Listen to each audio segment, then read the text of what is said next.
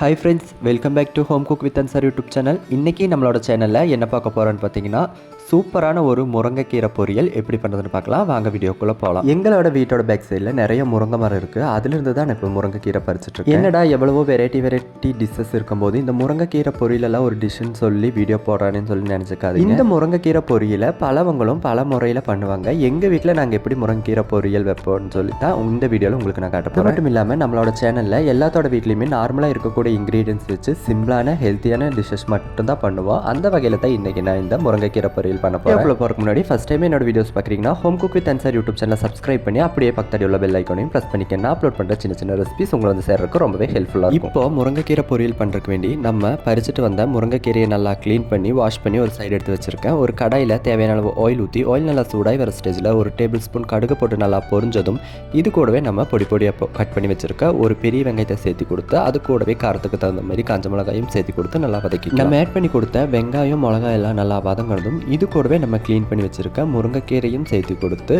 கீரை நல்லா ஒரு அரை பதத்துக்கு குக் ஆகிற மாதிரி நல்லா வதக்கி. இந்த முருங்கைக்கீரை பார்த்தீங்கன்னா உடலுக்கு ரொம்பவே ஆரோக்கியமானது. அது மட்டும் இல்லாமல் இந்த முருங்கைக்கீரை எல்லா பக்கமுமே கிடைக்கும். கீரை வகைகளிலேயே அதிகமாக எல்லாத்தோட வீட்லேயும் காணப்படுறது இந்த முருங்கைக்கீரை. கேரளா தமிழ்நாட்டுக்குள்ள எல்லாம் பார்த்தீங்கன்னா எல்லாத்தோட வீட்லேயுமே குறைஞ்சது இந்த முருங்கை மரம் இருக்கும். இப்போ பார்த்தீங்கன்னா நம்ம ஆட் பண்ணி கொடுத்த கீரை எண்ணெயிலேயே நல்லா வதங்கி அரைப்பதத்துக்கு நல்லா வெந்து வந்துடுச்சு. இந்த ஸ்டேஜில் நம்ம கீரைக்கு தேவையான அளவு உப்பும் சேர்த்து கொடுத்து கூடவே நம்ம எடுத்து வச்சிருக்க ஒரு 1/4 மூடி தேங்காயும் சேர்த்து கொடுத்து 2 நிமிஷம் நல்லா குக் பண்ணி இறக்கணும்னா சூப்பரான எங்கள் வீட்டு ஸ்டைல் முருங்கைக்கீரை பொரியல் தயார். இந்த ரெசிபி உங்களுக்கு பிடிச்சிருந்தா மறக்காம உங்க வீட்டில் இந்த ரெசிபியை ட்ரை பண்ணி பாருங்க. வீடியோ பிடிச்சிருந்தா லைக் பண்ணுங்க, ஷேர் பண்ணுங்க, கமெண்ட் பண்ணுங்க. மறக்காம இந்த மாதிரி சின்ன சின்ன ரெசிபிஸ்க்கு வேண்டி home cook with Ansar YouTube சேனலை சப்ஸ்கிரைபும் பண்ணிக்கங்க. அடுத்தது சின்னதான சிம்பிளான ஹெல்த்தியான டேஸ்டியான ஒரு ரெசிபியில் சந்திக்கலாம். டாடா.